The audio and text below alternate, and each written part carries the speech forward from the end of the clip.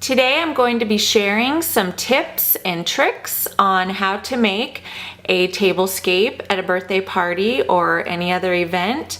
This is what I did for my daughter's first birthday, and I just love the way it turned out. So stay tuned and I'll be sharing all kinds of fun details. Okay, I am going to show you how I made the cute cover for the table. And first of all, you need fabric. So whatever fabric you'd like, and depending on how big the table is, I was using a 6-foot banquet table. So I first just got a really big piece of polka dot. I ordered it off of fabric.com. Premier Prints is what you're going to search, and tons of wonderful fabric is going to be in front of you. And what I like about it, it's nice and wide, and it also is a little heavier than just regular cotton. So the next thing I did was I wanted to create a ruffle. So I'll show you on the pink, it's easier to see than the black. So the actual length of the ruffle is about 8.5 inches, and so as you can see, the fabric was just cut and then folded in half and then run through a ruffler, so you can do any kind of ruffle that you want, and I just love the way it turned out. So the black polka dot is the background, then I have a black ruffle, I have a pink ruffle, and then I have almost 4 yards of 2-inch ribbon. Okay, now I'm going to show you how I attach the 2 ruffles to the tabletop piece of fabric. And my first little tip about this is if you're doing 2 ruffles or more, start with the very bottom ruffle. And the reason I say this is because it's a lot easier to start at the very edge of your base fabric, safety pin it on, and then you have that perfectly straight line, and you can easily lay your next ruffle on top, line it up wherever you want it, and then attach that. Just start there, it's much simpler. So then we'll do safety pins again, and the reason I'm safety pinning it versus sewing it is because I want to be able to create many different looks.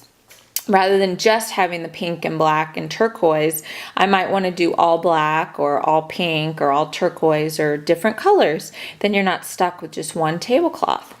So pin the second ruffle actually from underneath, from behind, and the reason that I say to do this is that way your safety pin is hidden, so that when we lay the ribbon to cover up the ruffle edge, the sewn ruffled edge, you aren't going to see those safety pins.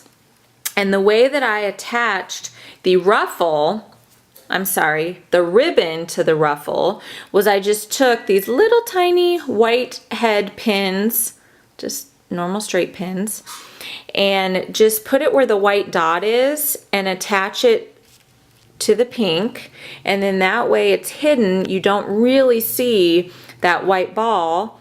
And voila, let's just pretend we've got this all done. If it'll cooperate with me. You've got your nice ruffled edge with your ribbon. And the next step is to add your runner. So what I did was I used this cute giraffe fabric and I just folded it so that I had one line going to the left, one line going to the right. This is also from the Premier Prints line, and I'll show you here on the end what I did. Just left it raw. That way I could fold it wherever I needed, and just folded it under and just creased it. And then I actually folded it about right here. Let's see, so we could see one head and another head about right there. And then I did the same thing way over here. So you can see it's just folded under and goes all the way down the middle. And now for all the fun little details, fun little touches. So these were the cupcake toppers, and instead of attaching them to lollipop sticks, I decided to use paper straws. I think it looks so much cuter. and it adds that nice pop of color. So instead of just taping them on, I just used, you probably can't see, I just used a little dollop of hot glue. It was so fast. And then I attached my bows. All these bows are from my line, and they are available at chrissygee.com. And this organza bow, for example, comes in the 5-inch, the 3.5-inch, as well as the little 2-inch. And the 2-inch is such a great size to attach. And then the little girls at the party get to take a bow home. And that's exactly what I did at my 5-year-old's party. I attached the little ones, and even the 3.5-inch I thought were really cute. So I attached those to the cupcake toppers, and then I used the 5-inch for the favors. And so each little girl got to take home this size as well as either that size or that size, whatever they chose. Just really fun, and it adds a pop of color, it adds a little bit of whimsy, girliness, and then your guests have something else to take with them.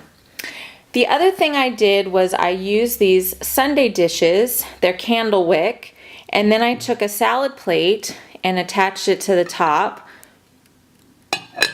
Didn't attach it, sorry, sat it on the top. And then some of them I used a bow, and I just think that looks so cute because then you have some different height, and you have something that normally wouldn't be a cake stand, but you've created something else. I also used one of my favorite dishes. This was my grandmother's, and this is a Fenton here, ruffled edge plate. And I actually I did put a couple bows on there with the cupcakes or the cookies. And then I just took one of my cake stands that I had and put it there.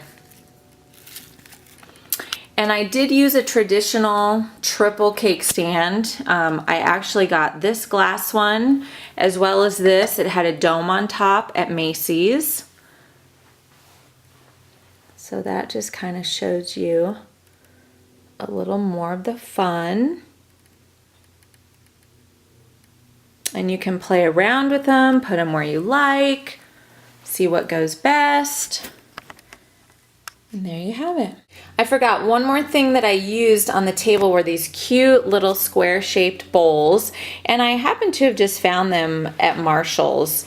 And what I did inside was I used strawberry malt balls, and then I just took a couple of the, well, they're not gonna stay now because here, let me get a shorty. Give you kind of the effect. I took a couple of the cupcake toppers and stuck them in the bowl, and it looked really cute, especially when they were sticking up with the malt balls and they had their little bow on them. So that was one more detail that I did. Okay, so here you can kind of see how everything was laid out on the table. And in the very center in the front, I made some ice cream cone cake pops. They turned out so cute. And I will be doing a little tutorial on how I did that this week. Here's a cute little photo. I just love the way she's looking at me. She definitely was enjoying the ice cream cone cake pop.